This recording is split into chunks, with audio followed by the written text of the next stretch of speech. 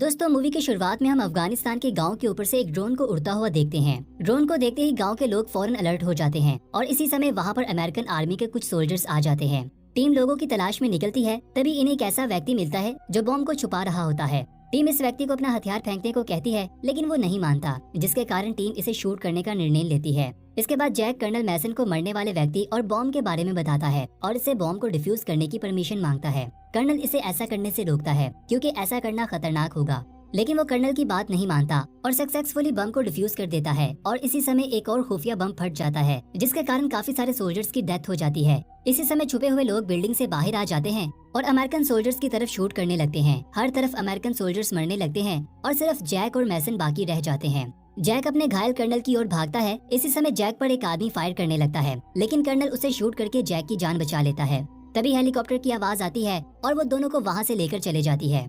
इसके बाद मूवी में 5 साल का समय गुजार दिया जाता है, जहां जैक अपनी नई लाइफ के साथ जीवन गुजार रहा होता है और एक आम व्यक्ति की तरह जिंदगी गुजार रहा होता है।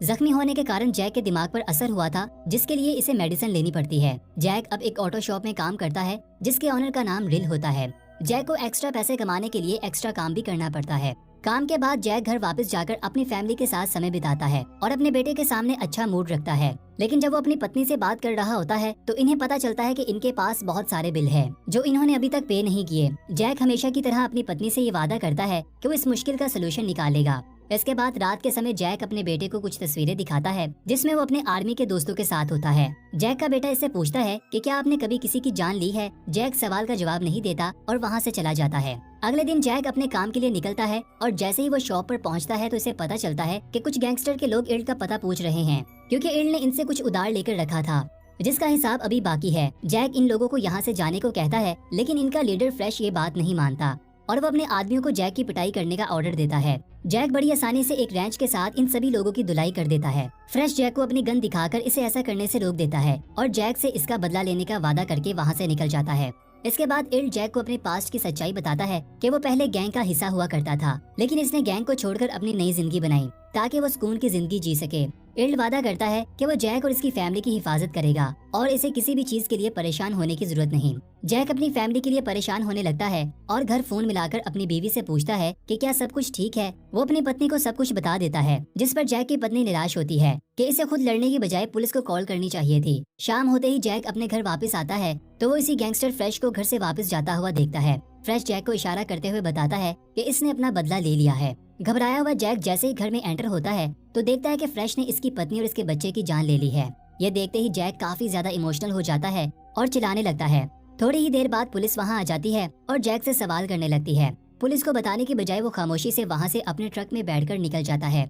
जैक पूरे शहर में फ्रेश की गाड़ी को ढूंढने की कोशिश करता है तो तभी इसे फ्रेश की गाड़ी एक क्लब के बाहर दिखाई देती है। क्लब के अंदर एंटर होते ही जैक गैंग के सभी लोगों को शूट करने लगता है और फाइनली इसे फ्रेश मिल जाता है। फ्रेश जैक को बताता है कि वो इसकी फैमिली को नहीं मारना चाहता था, इसके पास इसके अलावा कोई ऑप्शन नहीं थी। इस बात को इग्नोर करते हुए जैक फ्रेश को भी शूट कर देता है। इसके बाद मूवी में 5 महीनों का समय गुजार दिया जाता है, जहां हम जैक को जेल में देखते हैं और इसकी दिमागी हालत भी खराब हो जाती है और वो अपनी फैमिली के साथ बिताए हुए पलों को याद करके और भी ज्यादा परेशान होने लगता है। फिर हम देखते हैं कि कर्नल मैसन, जो कि अब रिटायर्ड हो चुका है, जैक से मिलने के लिए जेल में आता है और इसे बताता है कि वो केस को दोबारा रीओपन कर सकता है, लेकिन जैक ऐसा करने से इनकार कर देता है और मैसन को बताता है कि इसने अपना बदला ले लिया है और इसे जेल में होने का कोई भी पछतावा नहीं है। वो मैसन को यहाँ दोबारा आने से मना करता है। इसके बाद हम जैक को सेल के अंदर अपनी आर्मी के दिनों को याद करता हुआ देखते हैं कि कैसे मैसन ने इसकी जान बचाई थी।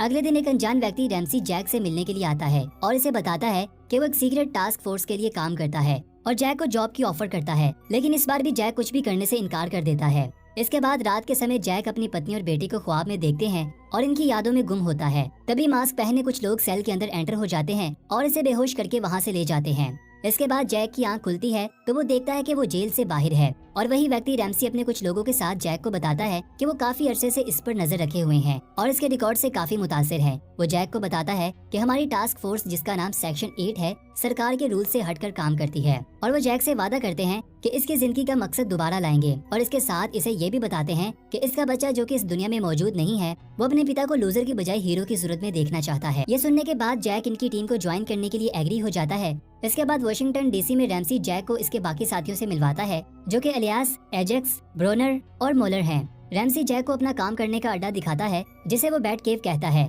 वो जैक को बताता है कि वो पूरी दुनिया में फैले हुए हैं और नेशनल सिक्योरिटी के लिए काम करते हैं। रैमसी जैक को नया घर, एक गाड़ी और नई पहचान देता है क्योंकि दुनिया की नजर में जैक की मौत हो चुकी होती है। ऐसा करना इसकी टीम के लिए बने रहने के लिए बहुत जरूरी है। मिशन में सहायता करने के लिए जैक के साथ मोलर को भेज दिया जाता है। वो तब तक जैक के साथ रहेगी जब तक जैक इनके साथ घुल मिल नहीं जाता। इसके बाद रैमसी वहाँ से चला जाता है और एजेक्स जैक का टेस्ट लेने के लिए इससे भिड़ने लगता है, लेकिन जैक इससे नहीं लड़ता और सिर्फ खुद को प्रोटेक्ट कर रहा होता है। एजेक्स जैक की खूब धुलाई करता है, लेकिन इस बार जैक को गुस्सा आ जाता है और वो एजेक्स को बिछाड़ देता है और इसकी आंख फोड़ने ही वाला होता है कि इसे अपने बेटे की याद आ जाती है और वो एजेक्स को छोड़कर वहाँ से चला जाता है। फ्रस्ट्रेटेड होकर एजेक्स अपने टीम मेंबर्स को बताता है कि ये हमारे साथ बिलोंग नहीं करता क्योंकि इसने इसकी आंखों में खौफ देखा है, लेकिन मोलर इस बात से एग्री नहीं करती। इसके बाद हम जैक और मोलर को एक प्लेन में बैठा हुआ देखते हैं जहां मोलर जैक को इसके पहले मिशन के बारे में बताती है। वो बताती है कि कैस्टिलो नाम का व्यक्ति जो हथियारों का सौदा करता है इस बार अपने हथियार रशियंस को बेचने वाला है और उसे ऐसा करने से रोकना होगा और उसे कुछ डिटेल्स लेना हमारा मिशन है। इसके बाद हम देखते हैं कि मोलर और जैक मैक्सिको में आ जाते हैं जहां इन्हें कैस्टिलो एक रशियन ग्रुप से सौदा करता हुआ दिखाई देता है। जैक चुपके से गार्ड की जान लेता है और फायर की आवाज सुनते ही रशियन कंपनी को ऐसा लगता है कि इनके साथ धोखा किया गया है और यहाँ दोनों ग्रुप्स आपस में भिड़ने लगते हैं और एक दूसरे पर गोलियां बरसाने लगते हैं। एक एक करके दोनों ग्रुप के लोग मरने लगते हैं। तभी एक गाड़ी में एक बहुत बड़ा ब्लास्ट होता है जिसके कारण लड़ाई कुछ थम जाती है। इसके बाद जैक बचे हुए व्यक्तियों की जान लेना शुरू करता है और जैसे ही वो इस गाड़ी के अंदर देखता है तो इसे पता चलता है कि गाड़ी में 2 लड़कियां बैठी हैं जो काफी ज्यादा डरी हुई होती हैं। जैक को यकीन हो जाता है कि ये दोनों बेकसूर हैं, इसलिए वो इन दोनों की जान नहीं लेता और गाड़ी से हथियारों की इन्फॉर्मेशन लेकर वहाँ से चला जाता है। इसके बाद हम बेस में रैमसी को देखते हैं जो जैक से इस बात पर आर्ग्यू कर रहा होता है कि इसे इन लड़कियों की जान लेनी चाहिए थी और किसी को भी जिंदा नहीं छोड़ना चाहिए था। इससे मिशन कॉम्प्रोमाइज हो सकता था। जैक इसे बताता है कि वो दोनों निर्दोष थीं और वो किसी भी बेकसूर की जान नहीं लेगा। रैमसी जैक को दोबारा हुक्म ना मारने पर जेल में वापस भेजने की धमकी देता है। जैक वहाँ से चला जाता है और मोरल रैमसी से कहती है कि जैक ने बिल्कुल ठीक किया, लेकिन वहीं खड़ा एजेक्स रैमसी से कहता है कि जैक ने इन दोनों लड़कियों को जिंदा छोड़कर बहुत बड़ी गलती की है। ये सुनते ही रैमसी एक व्यक्ति को कॉल करता है जिसका नाम लोक होता है। इसके बाद अगले सीन में हम नवेदा के शहर में लोक को देखते हैं जो एक होटल में एंटर होता है और कुछ एम्प्लॉयज को मारकर अपने टारगेट के पास पहुंच जाता है और इसे मारने ही वाला होता है कि वो आदमी जानता है कि लोक को रैमसी ने भेजा है। वो लोक को बहुत सारे पैसे ऑफर करता है, लेकिन लोग इस आदमी की जान ले लेता है। इसके बाद लोग कसिनो में से गुजरता है जहां गार्ड्स इसे रोकने की कोशिश करते हैं। वो एक एक करके सबको बिछाड़ देता है और कसिनो में काफी तोड़फोड़ करने के बाद वो फाइनली अपनी गन उठाकर गार्ड्स और आम लोगों को शूट करता है। इसके बाद एक गार्ड की जान लेकर बाहर निकलते ही वो गाड़ी चलाता है और वहाँ से भाग निकलता है। इसी समय हम जैक को उसके न्यू घर में एंटर होता हुआ देखते हैं जो कि बहुत ही आलीशान होता है और वहीं जैक दीवार पर लगी तस्वीरों को देखकर हैरान हो जाता है क्योंकि वो तस्वीरें इसके मिलिट्री के दिनों की होती हैं जब वो अफगानिस्तान में था। जैक को मैसन की वो बात याद आने लगती है जब जैक के कारण मैसन जख्मी हो गया था और कैसे इसने मैसन का ख्याल रखा था। इसके बाद हम देखते हैं कि जैक क्लब में दारू पी रहा होता है और तभी वहाँ पर मोलर आ जाती है। जैक मोलर से रैमसी के बारे में जानकारी लेना चाहता है, लेकिन मोलर इसके बारे में ज्यादा नहीं जानती और इसे बताती है कि वो भी पहले आर्मी में थी और इसने अपने ही कमांडर ऑफिसर को पंच लगाया था क्योंकि वो इसके साथ छेड़छाड़ करता था। कुछ समय के बाद हम देखते हैं कि रैमसी जैक समेत सारे टीम मेंबर्स को इनके नए मिशन के बारे में बताता है जिसमें इन्होंने सेनेटर ग्राहम से एक डिजिटल इन्फॉर्मेशन चुरानी है। वो बताता है कि ग्राहम मुल्क का गद्दार है और हर सूरत में इसकी जान लेनी होगी। फिर हम कैलिफोर्निया में सेनेटर ग्राहम को एक इवेंट में देखते हैं जहां टीम पहुंचते ही अपना काम शुरू कर देती है और मोलर सिक्योरिटी के लोगों की जान लेकर कंप्यूटर से उनके डाटा को असेस करती है। ग्राहम की सिक्योरिटी को इसके बारे में खबर हो जाती है और वो उसे वहां से सुरक्षित निकालकर गाड़ी में बिठा देते हैं। जैक इस गाड़ी पर शूट करता है लेकिन गाड़ी आगे निकल जाती है। जैक बड़ी चालाकी से शॉर्टकट लेकर इस गाड़ी के आगे आ जाता है और गाड़ी पर शूट करने लगता है जिससे गाड़ी रुक जाती है और ड्राइवर जैक पर गोलियां बरसाता है, लेकिन इससे पहले जैक इसकी जान ले लेता है। फिर सेनेटर ग्राहम जैक से अपनी जान की भीख मांगने लगता है और साथ ही से बताता है कि इसकी एक फैमिली है। फैमिली का सुनते ही जैक फिर से अपने परिवार को याद करने लगता है। जैक इस बार भी अपने टारगेट को नहीं मारता। तभी अचानक एजेक्स और टीम वहाँ पर आ जाते हैं और एजेक्स गन से निशाना बनाकर ग्राहम को मार देता है। इसके बाद अगले सीन में हम रात का समय देखते हैं जहाँ जैक अपने घर में ड्रिंक कर रहा होता है और अपनी फैमिली की तस्वीरों को देखकर याद कर रहा होता है। तभी जैक को फील होता है कि बाहर कोई लोग इसकी जान लेने के लिए आए हैं। इनके घर आने से पहले जैक पिछले दरवाजे से निकल जाता है। अगले दिन जैक मैसन से मिलता है और इसको सारी कहानी सुनाता है। मैसन जैक को बताता है कि 90 की दहाई में सेक्शन 8 को बंद कर दिया गया था और इस टीम जैसा अब कोई भी कानून नहीं है। प्रेजेंट टाइम में सिर्फ CIA, FBI जैसी कंपनी ही काम करती है, जिसका मतलब ये हुआ कि सेक्शन 8 में काम करने की वजह से जैक अब बहुत बड़े खतरे में फंस गया है क्योंकि इस टीम का गवर्नमेंट से कोई भी नाता नहीं है। मैसन ये भी बताता है कि इसने रैमसी का नाम कभी नहीं सुना। वो जैक की मदद करने का वादा करता है और इसे कुछ गन्स और पैसे भी देता है। इसके बाद हम देखते हैं कि जैक अपने टाउन में वापस आ जाता है और रैमसी जैक को कॉल मिलाता है और इसे मामला सुलझाने को कहता है, लेकिन जैक रैमसी को इग्नोर करता है। रैमसी लोग को कॉल मिलाकर इसे जैक की जान लेने का मिशन देता है। अगले सीन में हम जैक को इसके बेटे के बेस्ट फ्रेंड से मिलता हुआ देखते हैं, जहां दोनों सारी ट्रेजेडी के बारे में बात करते हैं। वो बच्चा जैक को बताता है कि इसने कॉमिक की तरह काले सूट में कुछ लोगों को देखा था। इससे पहले कि जैक और जानकारी लेता, लोग वहां आ जाता है और इस पर फायर करने लगता है। जैक बच्चे को साइड पर पुश करता है, लोग बहुत सारे सिविलियंस को शूट करता है। इतने में वहां पुलिस आ जाती है और लोग पुलिस ऑफिसर्स की भी जान ले लेता है। इस सब के होते हुए जैक को वहां से भागने का मौका मिल जाता है और वो एल की शॉप पर आकर छिप जाता है और यहाँ दोनों बैठकर ये बात याद करते हैं कि कैसे जैक के पेरेंट्स के मरने के बाद एल ने इसकी देखभाल की। तभी अचानक इनके कंप्यूटर में से बीप की आवाज आने लगती है, जिसका मतलब होता है कि लोग की टीम करीब आ चुकी है। जैक और इल्ड हथियार उठाकर इन दोनों का मुकाबला करने के लिए तैयार हो जाते हैं। इसी समय अचानक अलियास जैक को शूट करता है और जैक की जान जाने ही वाली होती है कि तभी इल्ड अलियास को निशाना बनाकर इसकी जान ले लेता है। इसके बाद ब्रोनर जैक पर झपटता है और एजेक्स द्वारा इस पर निशाना बनाता है, जिससे ब्रोनर गुस्से में आ जाता है क्योंकि बुलेट्स इसके पास से गुजरती हैं। इस चीज का फायदा उठाते ही जैक स्क्रू ड्राइवर उठाकर ब्रोनर की गर्दन में घोंप देता है। ब्रोनर की डेड बॉडी की मदद से जैक खुद को प्रोटेक्ट करता है और एजेक्स की बरसाई हुई सारी गोलियां इसकी बॉडी पर जाकर लगती हैं। जैक फिर से एजेक्स को शूट करने की कोशिश करता है, लेकिन इसकी गोलियां खत्म हो जाती हैं। एजेक्स के पास अभी भी बुलेट्स होती हैं, लेकिन वो जानबूझकर बुलेट्स जाया कर देता है और जैक को बाहर निकलकर हथियार के साथ मुकाबला करने को कहता है।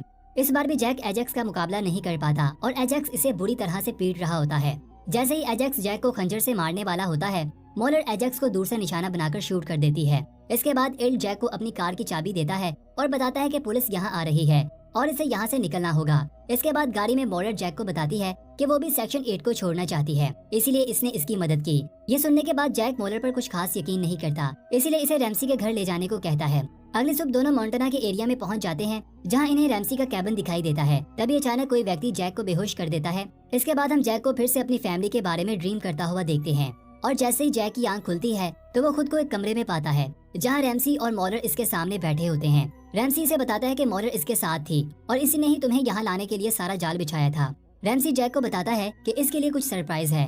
तभी जैक दरवाजे से मैसन को अंदर एंटर होता हुआ देखता है, वो भी रैमसी के लिए काम करता है। रैमसी जैक को बताता है कि इसकी ऑर्गेनाइजेशन को जैक जैसे स्किलफुल आदमी चाहिए थे, इसीलिए इन्होंने मैसन की मदद ली ताकि इसकी फैमिली को मारकर इसे यहाँ से लाया जा सके, जिसके लिए इन्हें बहुत सारे पैसे ऑफर किए गए थे। जैक को मैसन की गद्दारी पर यकीन नहीं आता। तभी मैसन रैमसी से कहता है कि जैक एक गाड़ी और अपने बच्चे के पीछे अपनी जिंदगी को जाया करता रहा है। इसके बाद अगले सीन में हम देखते हैं कि रैमसी वादे के अनुसार मैसन और मॉलर को अपने काम के मुताबिक पैसे दे रहा होता है। रैमसी मैसन से कहता है कि इन्हें जैक की जान लेनी चाहिए। मैसन इस बात से एग्री करता है और अंदर चला जाता है और मॉलर पैसों को काउंट करती है। अंदर आते ही मैसन जैक को आजाद कर देता है और इसे बताता है कि सेक्शन 8 को खत्म करने के लिए वो खुफिया तौर पर गवर्नमेंट के लिए काम कर रहा था और अब इसे इस जॉब को कंप्लीट करने के लिए जैक की जरूरत है। इसके बाद हम देखते हैं कि मैसन जानबूझकर अलार्म ऑन कर देता है, जिसे सुनते ही 2 गार्ड्स अंदर आ जाते हैं और मैसन और जैक दोनों मिलकर इन गार्ड्स का सफाया कर देते हैं। इसके बाद और गार्ड्स वहां आ जाते हैं। मैसन और जैक सबको खत्म करके रैमसी की ओर बढ़ते हैं। इसके बाद मैसन और जैक रैमसी और पॉलर पर शूट करने लगते हैं। रैमसी और पॉलर छुप जाते हैं और यहाँ रैमसी जैक को इन पैसों की ऑफर करता है कि वो मैसन की जान ले ले, लेकिन जैक इसकी एक नहीं सुनता। इसके बाद रैमसी जैक को बताता है कि इस सब के पीछे मैसन था, लेकिन जैक इसकी बात पर यकीन नहीं करता। जब वो आर्ग्यू कर रहे होते हैं, मॉलर चुपके से जैक को शूट करती है। जैक को चुकन्ना करके मैसन वो गोली अपने शरीर पर खा लेता है। ये देखते ही जैक मॉलर की जान ले लेता है। जैक मैसन को चेक करता है और इसी समय रैमसी पैसे उठाने की कोशिश करता है, लेकिन जैक गोलियां बरसाकर इसे उड़ा देता है। आखिरी सांस लेते हुए मैसन जैक को अपनी जॉब पूरी करने को कहता है और इसी के साथ इसकी जान चले जाती है। इसी समय मॉलर फिर से सामने आ जाती है और जैक को शूट करने लगती है, लेकिन इसकी गोलियां खत्म हो जाती हैं। वो गन के बिना ही जैक से लड़ने लगती है। काफी लड़ाई के बाद मॉलर जैक की गर्दन में खंजर घोंप देती है, लेकिन जैक उसी खंजर से मॉलर की जान ले लेता है। इसके बाद जैक देखता है कि रैमसी गाड़ी में बैठकर वहां से भागने की कोशिश कर रहा है। जैक भी गाड़ी चलाकर इसका पीछा करता है और यहाँ ड्राइव करते समय दोनों एक दूसरे पर गोलियां बरसाने लगते हैं। अचानक रैमसी एक गाड़ी से टकरा जाता है और घायल हो जाता है। जैक रैमसी के पास पहुंचता है और इसकी जान लेने ही वाला होता है कि रैमसी जैक के झिझकने पर इसका मजाक उड़ाता है, पर जैक इस बार रैमसी को हमेशा के लिए नरक में भेज देता है। रात के समय हम पुलिस और कुछ हेलीकॉप्टर्स को देखते हैं, जिसमें एक ऑफिसर उतरता है जिसका नाम सुवाई होता है, जो खुफिया एजेंसी के लिए काम करता है और मैसन भी इसके लिए काम करता था। वो जैक को जॉब ऑफर करता है, लेकिन वो इनकार कर देता है और इसे बताता है कि अब लड़ने के लिए इसके पास कोई भी रीजन नहीं बचा। इसके बावजूद सवाई जैक को अपना कार्ड दे देता है। फिर जैक अपने घर वापस आता है, पर यह देखकर हैरान हो जाता है कि लोग इसके घर में इसकी जान लेने के लिए इसका इंतजार कर रहा था, क्योंकि लोग अपनी जॉब मुकम्मल करना चाहता है। यहाँ दोनों के बीच में बहुत ही घातक लड़ाई होने लगती है। दोनों ही काफी माहिर होते हैं और घर में पड़े फर्नीचर और चीजों का इस्तेमाल करते हुए दोनों एक दूसरे को काफी ज्यादा जख्मी कर देते हैं। इसके बाद दोनों किचन के एरिया से नाइफ उठा लेते हैं। यहाँ पर लोग जैक को जमीन पर गिरा देता है। जमीन पर गिरते ही जैक को इसकी गन मिल जाती है और इस बार जैक लोग को भी मार देता है। अगले सुबह जैक इल्ड को वॉइस नोट भेजता है और इसे हर चीज के लिए शुक्रिया अदा करता है और बताता है कि वो यहाँ से जा रहा है। ये सुनते ही इल्ड इमोशनल हो जाता है। इसी समय जैक बस में बैठ जाता है जहाँ वो एक माँ और बच्चे को देखता है जो एक दूसरे के साथ बहुत ही स्पेशल मोमेंट्स बिता रहे होते हैं। जैक फिर से अपनी फैमिली की यादों में खो जाता है और इस बार वो सुवाई को कॉल करता है और इससे बताता है कि इसे लड़ाई लड़ने के लिए मकसद मिल गया है। सुवाई जैक को सेक्शन 9 में वेलकम करता है और इसी वेलकम के साथ ये मूवी अपने अंत को पहुंचती है। तो दोस्तों, कैसी लगी आपको आज की हमारी एक्सप्लेनेशन? कमेंट बॉक्स में हमें जरूर बताइएगा। मिलते हैं आपसे फिर से एक और कमाल की मूवी के साथ। तब तक हमारे साथ रहिएगा।